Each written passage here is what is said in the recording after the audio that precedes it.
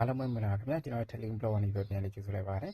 ်ဒီမှာလည်းကျွန်တော်ပြောပြပေးသွားမယ့်အကြောင်းလေးကတော့ကျွန်တော်တို့ဒီ TikTok account monetization ဘယ်လိုရှောက်မလဲဆိုတဲ့အကြောင်းလေးကိုဒီမှာတော့ကျွန်တော်ပြောပြပေးသွားမှာဖြစ်ပါတယ်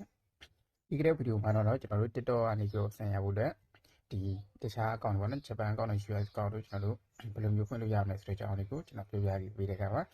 ဒီနေ့မှာတော့ကျွန်တော်တို့ TikTok ကနေပြီးတော့ requirement 3ချက်ပြည့်သွားလို့ရှိရင် monetization ဘယ်လိုရှောက်မလဲဆိုတဲ့အကြောင်းလေးကိုကျွန်တော်ဒီနေ့မှာတော့ဆက်ပြီးပြောပြပေးသွားမှာဖြစ်ပါတယ်ကျွန်တော်တို့က TikTok ကနေပြီးတော့ပတ်စံရဖို့မွေတိုင်းသိမ်းရှောက်ဖို့ဆိုရင်ကျွန်တော်တို့ကအချက်3ချက်လိုပါတယ်ပထမတစ်ခုကကျွန်တော်တို့ရဲ့ TikTok မှာ view အနည်းဆုံး100k ရှိရပါမယ်ဗီဒီယိုအားလုံးစုပေါင်းရဲ့ view ကကျွန်တော်တို့ကတသိန်းအနည်းဆုံးရှိရမယ်ပြီးရင် follower အနည်းဆုံးကျွန်တော်တို့ 10k ရှိရမှာပေါ့နော်ကျွန်တော်တို့ကဒီအချက်တွေပြည့်မဲ့ပြည့်ပြည့်မှသွားကြည့်လို့ရလဲဆိုရင်ကျွန်တော်တို့ကဒီအပေါ်ကထောင်းကကျွန်တော်တို့ကဒီအဆက်လေး30ကိုကျွန်တော်တို့နှိပ်လိုက်ပါတော့ဒါလေးကိုနှိပ်လိုက်ပါနှိပ်ပြီးတော့လို့ရှိရင်ကျွန်တော်တို့ဒီမှာ creator 2ဆိုတာကျွန်တော်ရှိရပါတော့ဒါလေးကျွန်တော်တို့ရှိပါတယ်အဲ့ဒါလေးကိုကျွန်တော်နှိပ်လိုက်ပါတော့နှိပ်လိုက်လို့ရှိရင်ကျွန်တော်တို့ကဘာတွေ့ရမလဲဆိုရင်ဒီလိုမျိုးလေးကျွန်တော်တွေ့ရမှာပေါ့နော် CD ရဲ့ video တွေရဲ့ creative program ပြီးတာဆိုပြီးတော့ကျွန်တော်တွေ့ရမှာဖြစ်ပါတယ်အမှန်ကျွန်တော်တို့ရဲ့ TikTok account က viewer 100k ပြည့်သွားလားမပြည့်သွားလားဆိုတာကိုကျွန်တော်တို့ကဒီ creative program ပြီးတာဆိုတာလေးကိုနှိပ်ပြီးတော့ကျွန်တော်တို့ကစစ်ကြည့်လို့ရပါတယ်ကျွန်တော်တို့က creative program ပြီးတာကိုစစ်လိုက်လို့ရှိရင်ကျွန်တော်တို့ကဘယ်လိုမျိုးတွေ့ရမလဲဆိုရင်တကယ်လို့ကျွန်တော်တို့ကဒီ follower 10k ရဲ့ view 100k ရဲ့ကျွန်တော်တို့ကပြည့်သွားလို့ရှိရင်ကျွန်တော်တို့ကဒီတိုင်းလေးမှန်ချစ်လေးတွေ3ခုလုံးစိမ့်နေအောင်တွေ့ရမှာပေါ့နော်တကယ်လို့ကိုကမပြည့်သေးဘူးဆိုရင်တော့ကျွန်တော်တို့ကဒီမှန်ချစ်လေးတွေကမှန်ချစ်မဟုတ်ဘဲနဲ့ချစ်ကလေးနဲ့ကျွန်တော်တွေ့ရမှာပေါ့နော်ပြည့်သွားပြီဆိုရင်နောက်ဆုံးကျွန်တော်ပြင်ပါလဲဆိုရင်ဒီအောက်မှာ apply now ဆိုတာလေးရှိရပေါ့နော် apply ဆိုတာရှိတယ်ကျွန်တော်တို့ကဒီ apply ကိုနှိပ်ပြီးတော့ TikTok နေပဲဆန်ရအောင်တဲ့ monetize ရှားမှာပေါ့နော်โอเคဒါဆိုရင်ကျွန်တော်တို့ apply ကိုနှိပ်လိုက်ပေါ့နော် apply ကိုနှိပ်ပြီးသားလို့ရှိရင်ဒီ applicant receipt ဆိုတဲ့ဒီနေရာလေးကိုကျွန်တော်တွေ့ရမှာပေါ့နော်ဒါလေးကကျွန်တော်တို့ကသူကဒီအလွန်ဆုံးတော့3ရက်ပေါ့နော် within 3 days ဆိုတော့3ရက်အတွင်းသူအကြောင်းပြန်မယ်ဆိုပြီးပြောထားတာပေါ့နော်ဒါမဲ့ကျွန်တော်ရှောက်ခဲ့တဲ့အချိန်ကတော့24နာရီအတွင်းမှာပဲကျွန်တော်ရခဲ့တာပေါ့နော်ဒီလိုမိတ်ဆွေကခုနလိုမျိုးကိုယ့် account မအောင်ဘူးဆိုရင်တော့ကျွန်တော်တို့ကမအောင်ဘူးဆိုတဲ့အကြောင်းကို TikTok ရဲ့ဒီ notification နေပြီးတော့မှကျွန်တော်တို့လာပြောလိမ့်မယ်ပေါ့နော်ဒီ system notification ဆိုတာလေးနဲ့ပဲကျွန်တော်တို့လာပြောလိမ့်မယ်ဒါလို့အောင်သွားပြီဆိုရင်တော့ဘယ်လိုမျိုးတွေ့ရမလဲဆိုရင်ဒီလိုမျိုးဒီကျွန်တော်တွေ့ရမှာပေါ့နော်ဒီမှာဆိုရင်congrats you have joined creative program ပြီးတာဆိုပြီးကျွန်တော်တွေ့ရတယ်ပေါ့နော်ဒီလိုမိတ်ဆွေအောင်သွားရင်တော့ဒီလိုမျိုးလေးကျွန်တော်တွေ့ရမှာဖြစ်ပါတယ်ဒီလိုမျိုးတွေ့ရပြီဆိုရင်ကျွန်တော်တို့ကဘာဆက်လုပ်ရမလဲဆိုရင်ဒီအောက်မှာ view dashboard ဆိုတာလေးရှိရပေါ့နော်ဒီ view dashboard ဆိုတာလေးကိုကျွန်တော်တို့ကနှိပ်ပေးလိုက်ပါ view dashboard ကိုနှိပ်ကြလို့ရှိရင်ကျွန်တော်တို့ကဒီလိုမျိုးတွေ့ရမှာပေါ့နော်သွားလို့မWe are prepared your dashboard ဆိုပြီးကျွန်တော်ဒီတိုင်းလေးတွေ့ရမှာဖြစ်ပါတယ်။ဒါကြပါလေဆိုရင်ကျွန်တော်တို့ခုနလိုမျိုးဒီပတ်စံရဖို့ dashboard ကိုပြပေးတဲ့နေရာမှာသူကဒီဥစ္စာကို data collector လောက်တာဖြစ်တဲ့အတွက်ကျွန်တော်တို့အောင်ပြီးချင်းမှတော့ကျွန်တော်တို့က dashboard ကိုကျွန်တော်ကြည့်လို့မရဘူး။ဒါပေမဲ့သူကဒါလည်းဗန်နီရက်လို့ဆိုရင် within 3 days ဆိုပြီးကျွန်တော်ပြောထားတာပေါ့နော်။ဒါပေမဲ့ကျွန်တော်ရှောက်ခဲ့တဲ့အချိန်ကတော့ကျွန်တော်တို့24နာရီတည်းပဲကျွန်တော်ဒါကိုရခဲ့တယ်ပေါ့နော်။ဝေးတကယ်လို့မိတ်ဆွေကဒီဥစ္စာကိုကျွန်တော်တို့ကဒီလိုမျိုးရသွားပြီဆိုရင်ကျွန်တော်တို့ကသူစောင့်ခိုင်းတဲ့အတိုင်းပေါ့နော်ကျွန်တော်တို့စောင့်ပေးလိုက်ပါ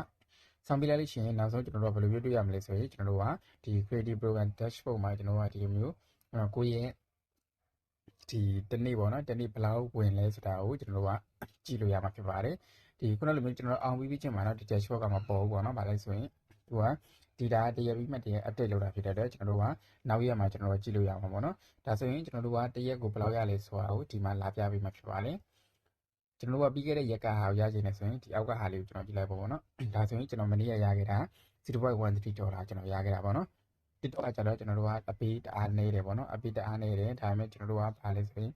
view ရှာတာတအားလွယ်တယ်ပေါ့နော်အဲ့ဒီတော့ကြောင့်မလို့သူကအပေးလဲနေတယ်โอเคဒါဆိုရင်ကျွန်တော်တို့ကဒီမှာဆိုရင်ခုလိုမျိုး dashboard ပေါ်လာပြီဆိုရင်ကျွန်တော်ဘာလုပ်မလဲဆိုရင် TikTok ကိုကျွန်တော်တို့က ID တရားမှာပေါ့နော် ID တရားမှာဆိုရင်ကျွန်တော်ဘာလဲဆိုရင် TikTok ကနေပြီးတော့ကျွန်တော်တို့ဒီလိုမျိုးလေးပေါ့နော်သူကပို့လိမ့်မယ်ဒီလိုဒီ system notification မှာဒီ TikTok ကနေပြီးတော့ verify ID ဆိုပြီးတော့ကျွန်တော်တွေ့လိမ့်မယ်ပေါ့နော်ကျွန်တော်ဘာလို့ဆိုရင်ဒီဥစ္စာကိုဒီ TikTok ကနေပြီးတော့ပတ်စံရဖို့လဲကျွန်တော်တို့ကဒါခုန model 6တာတော့ပထမတစ်ဆင့်အောင်သွားပြီပေါ့နော်ဒုတိယတစ်ဆင့်အနေနဲ့ကျွန်တော်တို့က TikTok ကနေပတ်စံထုတ်လို့ရဖို့လဲကျွန်တော်တို့ ID တင်ပေးအောင်ပေါ့နော်ဒါလို့ ID ကတော့ကျွန်တော်တို့ကခုနလိုမျိုး passport ရှိနေတော့ကျွန်တော်အဆင်ပြေတယ်ပေါ့နော် passport ကကျွန်တော်တို့ကကြိုက်တဲ့ passport ကျွန်တော်တို့ရတယ်ပေါ့နော် passport ရှိတယ်ဆိုရင်ကျွန်တော်က passport နဲ့ ID တင်ပေးရမှာဖြစ်ပါတယ်ဒါဆိုရင်ကျွန်တော်ကဘယ်လိုလုပ်ရမလဲဆိုရင်ဒီတွေ့ရတဲ့ကျွန်တော်တို့ဒီ notification မှာတွေ့ရတဲ့ဒီ message လေးကိုပေါ့နော်ကျွန်တော်နှိပ်ပေးလိုက်ပေါ့နော် နှိပ်ပြလိုက်လို့ရှိရင်ကျွန်တော်တို့ဘယ်လိုရောက်သွားမလဲဆိုရင်ဒီလိုမျိုးလေးကျွန်တော်တို့တွေ့ရမှာပေါ့နော်ဒီလိုမျိုးလေးကျွန်တော်တို့တွေ့ရပါမယ်အဲ့ဒါဆိုရင်ကျွန်တော်တို့ဘာအောင်နှိပ်ရမလဲဆိုရင်ဒီ message ကိုပဲကျွန်တော်နှိပ်လိုက်ပေါ့နော် message ကိုနှိပ်လိုက်လို့ရှိရင်ကျွန်တော်တို့ရသွားပြီပေါ့နော်ခုနကလိုကျွန်တော်တို့က monetization အောင်မအောင်ဆိုရလေသူကဒီမှာပေါ့နော်ဒီမှာဒီလိုမျိုးလေးသူက message တွေပို့ပေးရပေါ့နော် TikTok ကနေပြီးတော့ဒီမှာဆိုရင် congratulation you are approve ဆိုပြီးတော့ကျွန်တော်တို့ဒါအောင်သွားပြီဆိုတဲ့အကြောင်းသူပြောပြတာပေါ့နော်ဒီမှာလည်းဒါ credit program ပြီးတာဟာကျွန်တော်တို့ dashboard ကိုကြည့်လို့ရတဲ့အကြောင်းလည်းသူပြောပြတာဖြစ်ပါတယ်ဒါဆိုရင်ကျွန်တော်တို့ကဒီ ID တင်ဖို့အတွက်နှိပ်လိုက်ပေါ့နော်နှိပ်လိုက်လို့ရှိရင်ကျွန်တော်တို့ကဒီတိုင်းလေးတွေ့ရမှာဖြစ်ပါတယ်ပြန်လေးတွေ့ရပြီဆိုရင်ကျွန်တော်ဘာလုပ်ရမလဲဆိုရင်ဒီနေရာမှာကျွန်တော်တို့က ID တက်ကိုကျွန်တော်ရွေး ID issue place ဆိုတော့ကျွန်တော်ရွေးပြရမှာပေါ့နော်ဒီနေရာမှာကျွန်တော်တို့ကမြန်မာဆိုပြီးကျွန်တော်ရွေးပြလိုက်ပေါ့နော်ဒီလိုမျိုးကျွန်တော်တို့ကမြန်မာဆိုပြီးရိုက်လိုက်ပါဒါကိုကမြန်မာ passport တွေဖြစ်တဲ့အတွက်ကျွန်တော်တို့ကမြန်မာဆိုပြီးရွေးပြလိုက်ပါရွေးပြီးသွားလို့ရှိရင်ကျွန်တော်တို့ကဒီအောက်မှာဒီ passport ဆိုတာလေးကိုကျွန်တော်တို့ကဒီနေရာလေးနှိပ်ပြလိုက်ပေါ့နော်ဒီလိုမျိုးလေးဖြစ်သွားပြီဆိုရင်ကျွန်တော်တို့ကအောက်က next ကိုဆက်နှိပ်လို့ရပါပြီ Okay next ကိုဆက်နှိပ်လိုက်လို့ရှိရင်ကျွန်တော်တို့ကဒီလိုမျိုးလေးကျွန်တော်တို့ကတွေ့ရမှာပေါ့နော်ဒီလိုမျိုးလေးတွေ့ရပြီဆိုရင်ကျွန်တော်တို့ကဘာလုပ်မလဲဆိုရင်ဒီအောက်က start ကိုပဲကျွန်တော်တို့ဆက်ပြီးနှိပ်ပေါ့နော်ဒီမှာဆိုရင် start ဆိုတာလေးရှိတယ်ဒီ start ဆိုတာလေးကျွန်တော်ဆက်နှိပ်လိုက်ပါတော့ start ဆိုတာဆက်နှိပ်ပြီးသွားလို့ရှိရင်ကျွန်တော်တို့ဒီမှာပေါ့နော်သူကကျွန်တော်တို့ passport ကိုသူကတပ်ပုံရခိုင်းတာပေါ့နော် passport တပ်ပုံရခိုင်းတာပြတဲ့အတွက်ဒီနေရာမှာ start ကိုနှိပ်ပြီးတော့ကျွန်တော်တို့က passport ကိုတပ်ပုံရပြီးလိုက်လို့ရှိရင်ကျွန်တော်တို့ရပါပြီဒီလိုကျွန်တော်တို့ passport ကိုတပ်ပုံရိုက်ပြီးတော့တင်လိုက်တာမအောင်ဘူးဆိုရင်တော့သူဒီနေရာမှာတစ်ခါလေးပြန်ပြောရပါတော့ကျွန်တော်တို့ passport ကအဆင်မပြေဆိုပြီးတစ်ခါလေးပြန်ပြောတယ်passport ကအဆင်မပြေဆိုတာဘယ်လိုမျိုးဖြစ်လဲဆိုရင်ကျွန်တော်တို့ကpassport တွေကတော့ကျွန်တော်တို့ရတာများတယ်ပေါ့နော်အဲ့ဒီဟိုတာမှာကျွန်တော်တို့ဘာရှိတယ်ဆိုရင် passport ကကျွန်တော်တို့ခုနလိုမျိုးပုံရိုက်တဲ့အချိန်မှာကျွန်တော်တို့ကဒီကြည်ပုံကိုကြည့်အောင်မရိုက်နိုင်တာပေါ့နော်အဲ့လိုမျိုးတွေဆိုရင်လည်းတော့မအောင်ဘူးပေါ့နော်အဲ့တော့ကျွန်တော်တို့ passport ရိုက်တဲ့အချိန်မှာပုံကြည့်အောင်ကျွန်တော်တို့ကသူပြောထားတယ်ဒီအကွက်လေးကြာအောင်ပေါ့နော်ကျွန်တော်ရိုက်ပေးဖို့လုပ်တယ်ဒီလိုကျွန်တော်တို့ကဒီ ID တင်တာအောင်သွားပြီဆိုတော့ကျွန်တော်တို့ကဒီလိုမျိုး message လေးကျွန်တော်တို့ရောက်လာမှာဖြစ်ပါတယ်ဒီလိုမျိုးလေးပေါ့နော်အဲ့လိုမျိုးကျွန်တော်ရောက်လာမှာဖြစ်ပါတယ်ဒါဆိုရင်တော့ကျွန်တော်တို့ ID တင်တာအောင်မြင်သွားပြီပေါ့နော်ဒီနေရာမှာကျွန်တော်တို့ကဒီTikTok account စဖွင့်တဲ့ budget နဲ့ပေါ့နော်မွေးနေ့နဲ့ကျွန်တော်တို့ကဒီ ID မှာပါတဲ့မွေးနေ့နဲ့ကျွန်တော်မတူတဲ့ကိစ္စမရှိဘူးပေါ့နော်သူကကျွန်တော်တို့ ID လိုက်တဲ့အချိန်ကြလို့ရှိရင်ဒီ passport မှာပါတယ်သူကကျွန်တော်တို့မွေးနေ့ကိုပဲသူအတည်ယူသွားပါပေါ့နော် passport မှာပါတဲ့နာမည်တွေမွေးနေ့တွေကိုအားလုံးပဲအတည်ယူသွားတာဖြစ်တဲ့ခုနကမျိုးကျွန်တော်တို့ကဒီဖွင့်တဲ့အချိန်မှာကျွန်တော်တို့ကမွေးနေ့နဲ့ခုန passport မှာပါတဲ့မွေးနေ့မတူလဲကျွန်တော်တို့အားကြီးတော့ပြဿနာမရှိဘူးပေါ့နော်Okay ဒါဆိုရင်ကျွန်တော်တို့က ID တင်တာလည်းအောင်မြင်သွားပြီပေါ့နော် ID တင်တာလည်းအောင်မြင်သွားပြီဆိုရင်နောက်တစ်ခုကျွန်တော်ဘာလုပ်ရမလဲဆိုရင်ဂျပန်အကောင့်ဆိုရင်တော့ကျွန်တော်တို့က PayPal နဲ့ပဲထုတ်လို့ရမှာပေါ့နော် PayPal နဲ့ကျွန်တော်ထုတ်လို့ရမယ် PayPal နဲ့ထုတ်မယ်ဆိုရင်ကျွန်တော်တို့ဒီနေရာမှာဒီမှာ setup payment ဆိုတဲ့နေရာမှာ setup ဆိုတာလေးကျွန်တော်နှိပ်ပြရမှာပေါ့နော်ဒါလေးကျွန်တော်နှိပ်ပြီးတော့ကျွန်တော်တို့ရဲ့ PayPal အကောင့်နဲ့ကျွန်တော်ချိန်ပေးရမှာဖြစ်ပါတယ်ကျွန်တော်တို့လက်ရှိဒီကျွန်တော် PayPal အကောင့်ချိန်မထားသေးဘူးပေါ့နော်ဘာလို့ဆိုရင် PayPal ရဲ့ကျွန်တော် limit ချိန်ထားဖြစ်တဲ့အတွက်ကျွန်တော်ဒီမှာ PayPal အကောင့်ချိန်မထားသေးဘူးသူကကျွန်တော်တို့ကဒီဘယ်ချိန်လေးကြာမှကျွန်တော်တို့ကထုတ်လို့ရမလဲဆိုတာကိုကျွန်တော်ဒီမှာကြည့်လို့ရတယ်ပေါ့နော်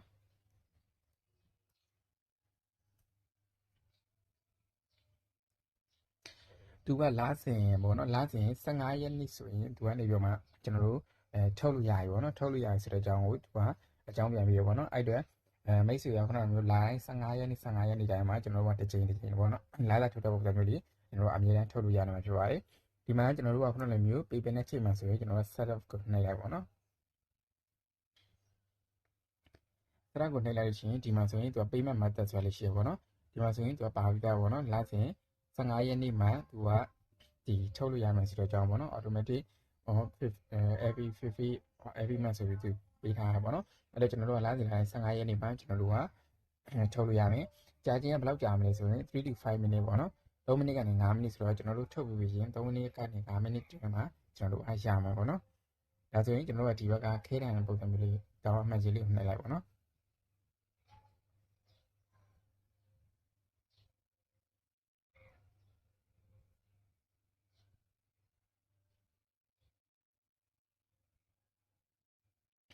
Okay ဒါဆိုရင်ကျွန်တော်ကဒီတိုင်းလေးကျွန်တော်တွေ့ရမှာပေါ့နော်ဒီမှာဆိုရင် app payment method မှာကျွန်တော်ကဂျပန်အကောင့်ဖြစ်တဲ့ဂျပန်အကောင့်ကိုကျွန်တော်တို့က PayPal နဲ့ပဲထုတ်လို့ရမှာပေါ့နော်အဲ့တော့သူကတစ်ခါနဲ့ PayPal ကိုတန်းရောက်သွားပါပေါ့နော်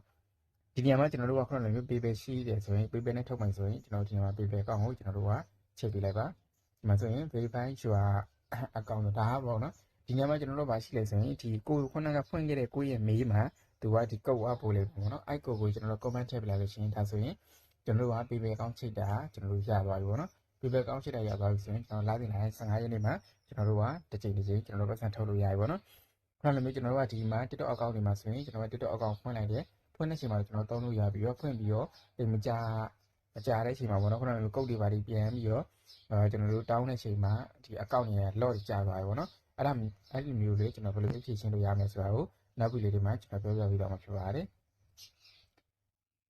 ကျွန်တော်တို့ကနောက်တစ်ခုရှိတာကဘာလဲဆိုရင်ဒီမှာဆိုရင် TikTok account မှာဆိုရင်ကျွန်တော်တို့ရဲ့ view อ่ะပေါ့နော်ဒီ analysis ကိုကျွန်တော်တို့သွားကြည့်လို့ရတယ် view ကကျွန်တော်တို့မှာ million နဲ့ရှိရတယ်ဆိုပေမဲ့ကျွန်တော်တို့မှာ